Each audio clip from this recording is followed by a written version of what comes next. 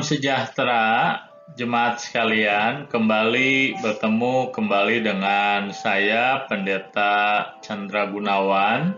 Hari ini kita bersyukur karena kita memiliki kesempatan untuk boleh kembali bersama-sama melanjutkan pembelajaran kita mengenai Katekismus Heidelberg.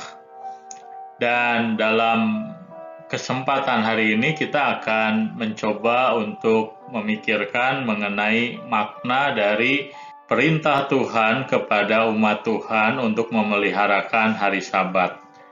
Nah, pelajaran ini dibahas di dalam minggu ke-38 dari Katekismus Heidelberg. Dan kita tentunya mengetahui bahwa pokok ajaran tentang hari Sabat merupakan pokok ajaran yang sangat penting di dalam Alkitab. Kalau kita membaca dalam kitab Kejadian, kita tahu bahwa hari Sabat itu adalah hari yang ternyata ditentukan oleh Allah sendiri. Ketika Allah menciptakan dunia ini dengan segala isinya dalam 6 hari, maka pada hari yang ketujuh Allah kemudian berhenti dari apa yang Allah kerjakan dan mengkhususkan atau menguduskan hari tersebut sehingga hari ketujuh itu menjadi kemudian hari Sabat. Dan kalau kita membaca di dalam Perjanjian Baru, kita akan juga belajar bahwa ternyata di dalam kitab Ibrani, di sana Alkitab juga mengajarkan kepada kita bahwa Sabat sesungguhnya bukan sekedar dipahami sebagai hari ketujuh dari hari yang manusia miliki, hari di mana ketika manusia 6 hari bekerja, maka hari ketujuh manusia harus mengkhususkan hari tersebut supaya hari tersebut dapat menjadi hari di mana manusia beribadah kepada Tuhan, bersekutu dengan Tuhan. Tetapi dalam kitab Ibrani kita belajar sebuah kebenaran bahwa Sabat ternyata menunjuk kepada hari perhentian kekal, hari persekutuan yang bersifat sejati antara manusia dengan Tuhan, yang manusia akan masuki, manusia akan alami tentu ketika Tuhan datang yang kedua kalinya. Nah, jadi kita melihat bahwa Sabat ini memiliki makna yang sangat dalam.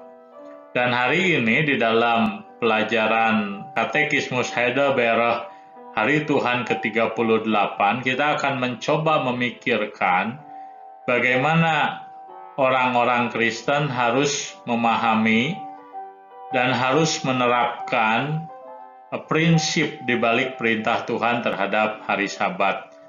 Untuk itu saya mengajak jemaat sekalian untuk boleh menyimak pertanyaan yang ditanyakan dalam Katekismus Heidelberg dan juga jawaban-jawaban yang diberikan untuk menolong kita mengerti bagaimana kita harus memahami hari Sabat. Apa makna hari Sabat bagi orang-orang percaya? Mari kita melihat slide yang selanjutnya. Dalam Katekismus Heidelberg Hari Tuhan ke-38, kita dipandu dengan sebuah pertanyaan. Pertanyaannya adalah, apakah yang Allah tuntut di dalam perintah keempat? Nah, kita harus memahami bahwa yang Katekismus Heidelberg bicarakan dengan perintah keempat, ini menunjuk kepada 10 hukum Tuhan. Dan 10 hukum Tuhan itu menunjuk kepada hukum-hukum yang Tuhan sampaikan melalui Musa untuk disampaikan kepada bangsa Israel. Tetapi apa yang Tuhan sampaikan kepada bangsa Israel bukan hanya menjadi perintah yang Tuhan berikan kepada bangsa Israel, tapi juga sesungguhnya menjadi perintah yang Tuhan berikan kepada semua umat Tuhan, termasuk kita orang-orang Kristen atau gereja yang hidup di zaman sekarang. Nah, untuk mengetahui hukum yang keempat, nah kita akan mencoba membacanya dari kitab Keluaran pasal 20 ayat 8 sampai dengan 11. Nah, dalam bagian firman Tuhan ini, Alkitab berkata, "Ingatlah dan kuduskanlah hari Sabat. 6 hari lamanya engkau akan bekerja dan melakukan segala pekerjaanmu. Tetapi pada hari ketujuh adalah hari Sabat Tuhan Allahmu. Maka jangan melakukan suatu pekerjaan, engkau ataupun anak-anakmu laki-laki ataupun anakmu perempuan, atau hambamu laki-laki dan hambamu perempuan, atau hewanmu, atau orang asing yang ada di tempat kediamanmu. Sebab 6 hari lamanya Tuhan menjadikan langit dan bumi, laut dan segala isinya, dan Ia berhenti pada hari ketujuh. Itulah sebabnya Tuhan memberkati hari Sabat dan menguduskannya." Nah, jadi di dalam hukum keempat, Tuhan memerintahkan supaya bangsa Israel dan juga orang-orang percaya, umat Tuhan di segala zaman untuk mengkhususkan hari Sabat. Yang seringkali orang salah pahami mengenai hari Sabat adalah orang seringkali menganggap hari Sabat itu sama dengan hari libur karena disebutkan sebagai hari istirahat. Nah, konsep seperti ini adalah konsep yang tidak utuh, bahkan seringkali salah di dalam memaknai hari Sabat. Memang di dalam kisah penciptaan, dalam kitab Kejadian, dikatakan bahwa 6 hari lamanya manusia bekerja, seperti halnya Allah juga 6 hari menciptakan langit dan bumi dan segala isinya, maka pada hari yang ketujuh Allah berhenti. Nah, tentu kita harus memahami bahwa Allah berhenti dari pekerjaannya bukan karena Dia kelelahan, bukan karena Dia kecapean, bukan karena Dia membutuhkan istirahat, tetapi Allah mengkhususkan hari ketujuh setelah Allah menciptakan segala sesuatu, langit, bumi, dan segala isinya. Maka di hari yang ketujuh Allah beristirahat, dalam pengertian Allah berhenti dari segala apa yang dikerjakannya. Untuk apa? Untuk tinggal bersama-sama dengan manusia, untuk dapat membangun sebuah persekutuan antara pencipta dan ciptaan, antara Allah dan umat manusia. Nah, sebenarnya itulah substansi hakikat daripada hari Sabat. Hari Sabat itu bukan hari libur, bukan sekedar hari istirahat. Tapi hari Sabat itu adalah hari di mana kita dan Tuhan dapat bersekutu bersama-sama. Kita dengan Tuhan menikmati sebuah waktu bersama. Maka hari Sabat di dalam kehidupan bangsa Israel bukan digunakan untuk tamasya, bukan digunakan untuk sepedahan, bukan digunakan untuk menikmati hobi dan lain sebagainya. Kita bisa menikmati hal-hal seperti itu, nggak ada yang salah kita berlibur, kita menikmati masa-masa istirahat, kita melakukan hobi kita, itu bisa kita lakukan kapan saja dalam 6 hari yang kita miliki di luar hari Sabat. Nah, hari Sabat Tuhan minta khususkan, kuduskan, bukan untuk kepentingan kita, tapi untuk kita dapat membangun relasi dengan Tuhan. Nah, inilah sebenarnya yang kita harus pahami mengenai tujuan Tuhan di dalam memberikan hari Sabat.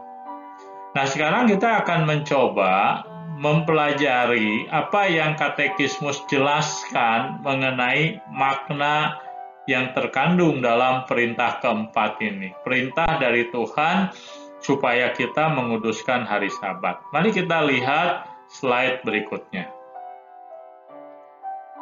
Nah, jemaat yang dikasihi Tuhan, nah, dalam katekismus Heidelberg, ketika katekismus Heidelberg memberikan kepada kita sebuah panduan mengenai apa yang Tuhan inginkan, apa yang kita dapat pelajari dari hukum yang keempat, apa makna dari hukum yang keempat.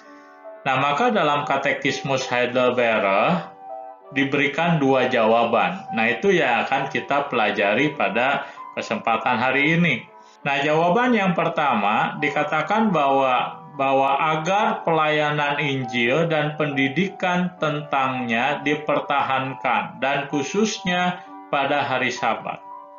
Nah, jadi dalam keyakinan iman kita, di dalam pengakuan iman kita, dalam katekismus Heidelberg, kita belajar sesuatu yang penting. Apa itu?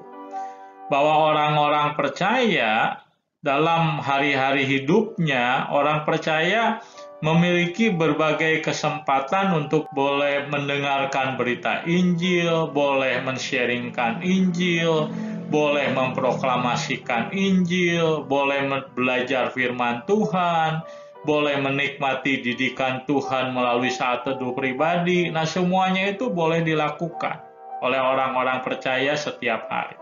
Tetapi pada hari yang ketujuh, pada hari Sabat, itu adalah hari yang harus dikhususkan untuk hal tersebut. Jadi Tuhan meminta kepada umat Tuhan, kepada bangsa Israel, supaya umat Tuhan itu menggunakan hari yang ketujuh sebagai hari apa?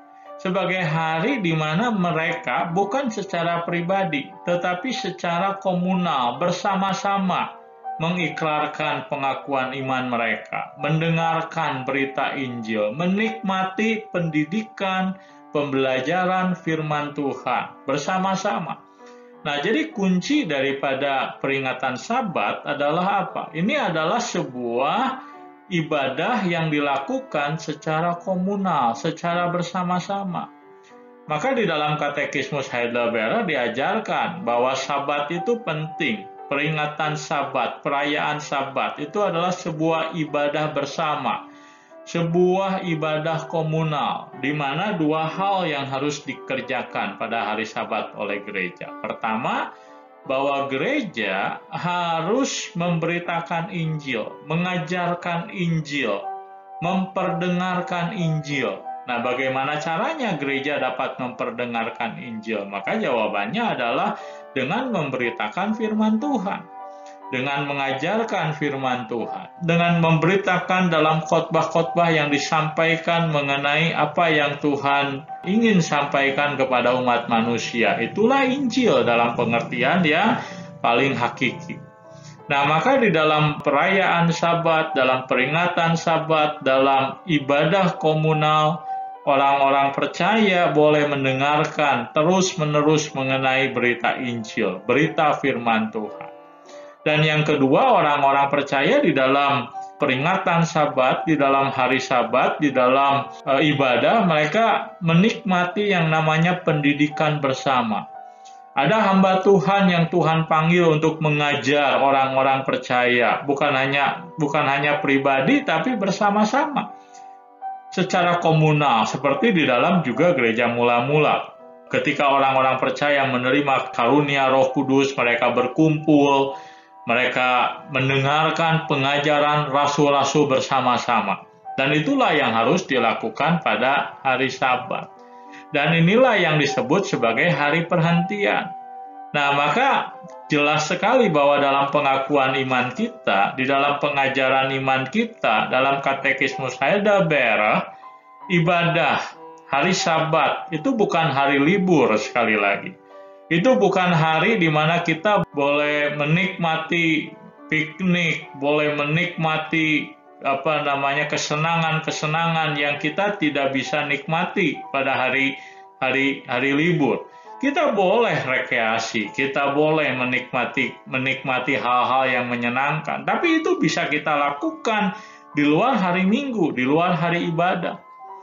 Nah, hari ibadah, hari Sabat adalah hari yang seharusnya dikhususkan untuk Tuhan, untuk mendengar berita Injil, untuk memproklamasikan iman kita, dan untuk boleh menerima didikan-didikan dari firman Tuhan. Nah, konsep ini yang harus ditanamkan dalam diri orang-orang Kristen di zaman sekarang. Kenapa? Karena kita seringkali menganggap Minggu adalah kesempatan kita libur, Minggu adalah kesempatan kita piknik, Minggu adalah kesempatan melakukan kesenangan-kesenangan yang kita nggak bisa nikmati di hari yang lain. Nah, kalau kita memiliki pemahaman seperti itu, nah kita mesti bertobat oleh karena pemahaman kita adalah salah.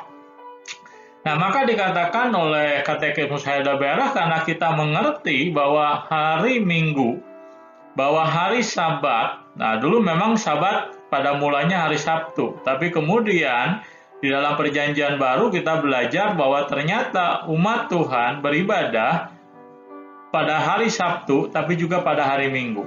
Nah, pada mulanya memang orang-orang percaya yang mereka berasal dari orang-orang Yahudi beribadah pada hari Sabtu. Tapi kemudian mereka menjadikan hari Minggu sebagai hari yang setara dengan Sabat, di mana orang-orang percaya baik Yahudi dan tidak Yahudi mereka kemudian beribadah, mereka kemudian menikmati persekutuan satu dengan yang lain, memecahkan roti, menikmati sakramen. Nah, maka kemudian di dalam sejarah gereja, hari peristirahatan bagi orang-orang Kristen kemudian menjadi Minggu, hari pertama dalam satu minggu. Dan maknanya sama.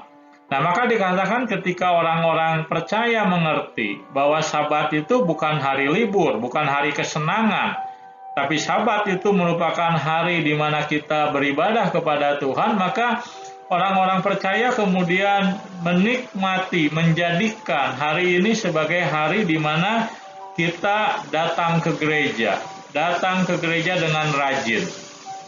Untuk apa kita datang ke gereja dengan rajin? Nah, maka di dalam Katekismus Heidelberg dikatakan untuk apa? Pertama-tama untuk belajar firman Tuhan. Ya, untuk mendengarkan firman Tuhan. Untuk boleh menikmati sabda Tuhan, ajaran-ajaran yang Tuhan mau sampaikan kepada umat Tuhan. Nah, itu yang pertama. Dan yang kedua, orang-orang percaya datang ke dalam gereja untuk apa? Untuk menikmati sakramen.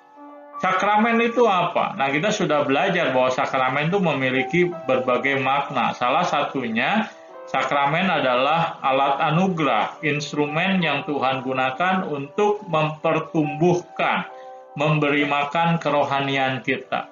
Maka waktu orang percaya ada dalam gereja, mereka menikmati sakramen perjamuan kudus, nah mereka seolah-olah menikmati makanan rohani yang Tuhan berikan kepada mereka. Dan itu kita dapat nikmati di dalam ibadah dalam hari Sabat.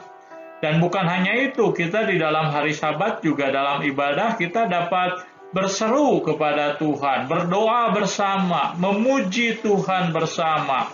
Bahkan kita menyatakan syukur bersama melalui pemberian persembahan yang kita berikan kepada Tuhan. Dan kita harus menyadari bahwa di dalam iman Kristen memberi persembahan itu bukan sebuah beban, tapi itu sebuah ucapan syukur.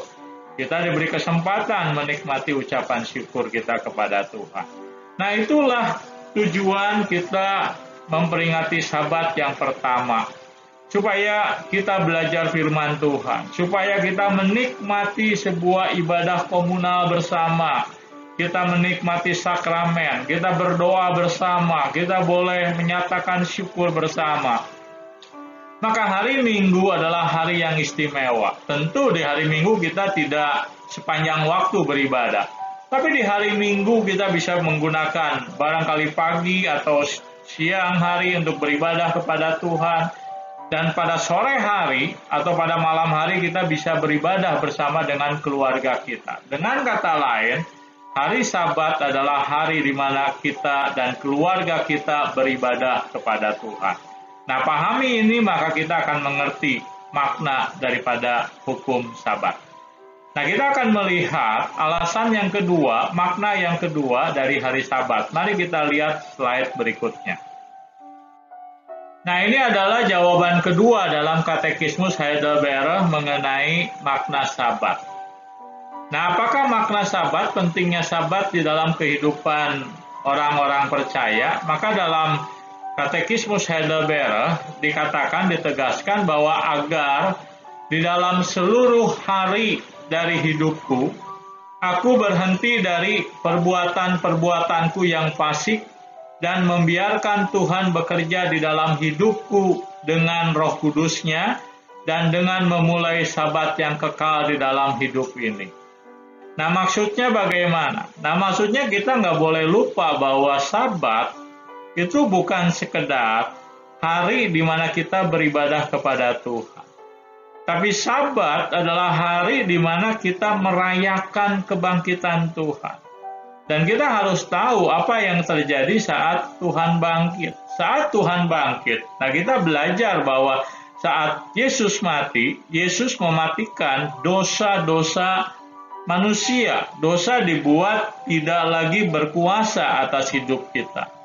Dan ketika Yesus bangkit, maka Yesus memberikan kepada kita kehidupan yang baru.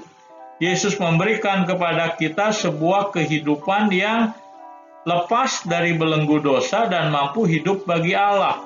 Maka hari pertama, itu ya, yang disebut dengan Sabat, pada dasarnya adalah hari awal yang menentukan hari-hari setelah itu.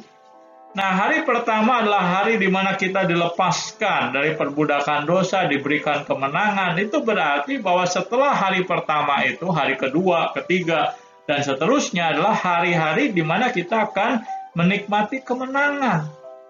Nah, maka di dalam pengertian inilah dalam katekismus Heidelberg diajarkan kepada kita bahwa ketika kita merayakan Sabat pada hari Minggu, kita merayakan Sabat di hari Tuhan, kita diingatkan bahwa kita ini adalah orang-orang yang sudah dimenangkan, dilepaskan dari dosa, dan orang-orang yang mampu untuk memiliki kehidupan yang baik, yang saleh, yang memuliakan Tuhan. Sebelum kita percaya kepada Tuhan, sebelum Tuhan melepaskan kita dari perbudakan dosa, kita tidak mampu hidup bagi Tuhan. Tapi setelah kita percaya kepada Tuhan, kita mampu hidup bagi Tuhan.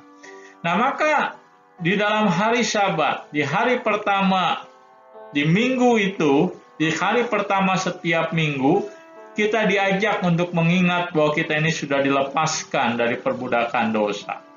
Kita diberikan kemenangan oleh Tuhan, maka sepanjang minggu itu kita memiliki kekuatan, memiliki komitmen bahwa kita itu nggak boleh lagi hidup di dalam jalan hidup kita yang berdosa, nggak boleh lagi hidup dalam jalan hidup yang fasik. Tapi kita harus memberi diri kita dipimpin oleh Roh Kudus, memberi hidup kita untuk peka terhadap pimpinan Roh Tuhan. Sehingga apa? Sehingga kita mampu melakukan hal yang memuliakan Tuhan. Kita mampu melakukan hal-hal yang membuat nama Tuhan dipermuliakan. Mampu bersaksi bagi Tuhan melalui kehidupan kita.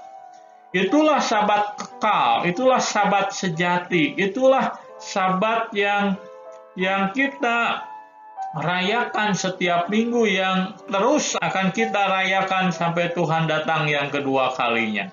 Memang ketika kita hidup dalam dunia ini, kita masih dalam kelemahan. Ada kalanya walaupun kita sudah dilepaskan dari perbudakan dosa, diberikan kemenangan oleh Tuhan, tapi kita masih jatuh dalam dosa. Makanya dalam Alkitab dikatakan kita masih menantikan hari peristirahatan itu. Hari di mana kita sepenuhnya lepas dari dosa dan hidup dalam persekutuan yang sejati dengan Tuhan. Dan itu terjadi kelak ketika Tuhan datang yang kedua kalinya. Nah, sebelum masa itu terjadi, kita dari hari ke hari, dari minggu ke minggu, kita selalu diajak setiap minggu untuk mengingat bahwa kita adalah orang yang telah mengalami karya pelepasan, penebusan, pembebasan, pendamaian dari Kristus, sehingga kita setiap minggunya berupaya untuk memiliki kehidupan yang semakin hari semakin baik, semakin memuliakan Tuhan. Kenapa? Karena hari Sabat mengingatkan kita bahwa ini adalah hari kemenangan Kristus yang membuat kita juga menang atas dosa. Jemaat yang dikasihi Tuhan, itulah yang kita bisa pelajari dari hari Sabat. Kita belajar dua pokok yang penting dari hari Sabat. Hari Sabat mengingatkan kita bahwa setiap minggu Tuhan memanggil kita untuk beribadah kepada Tuhan. Setiap hari Minggu Tuhan memanggil kita untuk apa? Mendengarkan berita Injil, untuk menerima didikan dari firman Tuhan, untuk menikmati sakramen, makanan rohani dari Tuhan, walaupun itu tidak kita lakukan setiap minggu. Untuk dapat bersekutu, untuk dapat berdoa bersama, untuk dapat memuji Tuhan bersama, bersyukur kepada Tuhan bersama dengan saudara kita seiman. Maka hari Sabat, hari Minggu adalah hari yang harus kita gunakan, terutama untuk beribadah kepada Tuhan. Dan yang kedua, Sabat mengingatkan kita bahwa hari pertama, hari di mana kita beribadah itulah hari di mana kita mengingat apa yang Tuhan telah kerjakan dalam kehidupan kita. Melepaskan kita dari perbudakan dosa, memberikan kehidupan yang baru, sehingga apa? Hari-hari kita ke depan, setelah melewati hari Minggu adalah hari-hari yang sesungguhnya, hari-hari yang pada dasarnya sudah dimenangkan. Kita bisa tidak kalah dari dosa. Asalkan kita peka terhadap pimpinan Tuhan, asalkan kita terbuka terhadap pimpinan Roh Kudus, maka hari Senin, hari Selasa, hari Rabu, hari Kamis, hari Jumat, hari Sabtu menjadi hari di mana kita menikmati kemenangan. Kemenangan oleh karena kita tidak lagi hidup di bawah kendali dosa, tapi hidup di bawah karya Tuhan yang memberikan kepada kita kemenangan atas dosa. Jemaat yang dikasihi Tuhan, kiranya pembelajaran kita hari ini mengenai makna Sabat boleh menjadi berkat bagi setiap jemaat sekalian.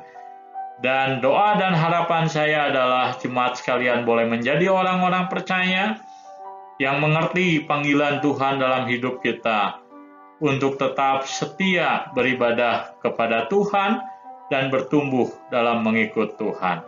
Sampai bertemu kembali di dalam pembelajaran kita selanjutnya. Tuhan memberkati.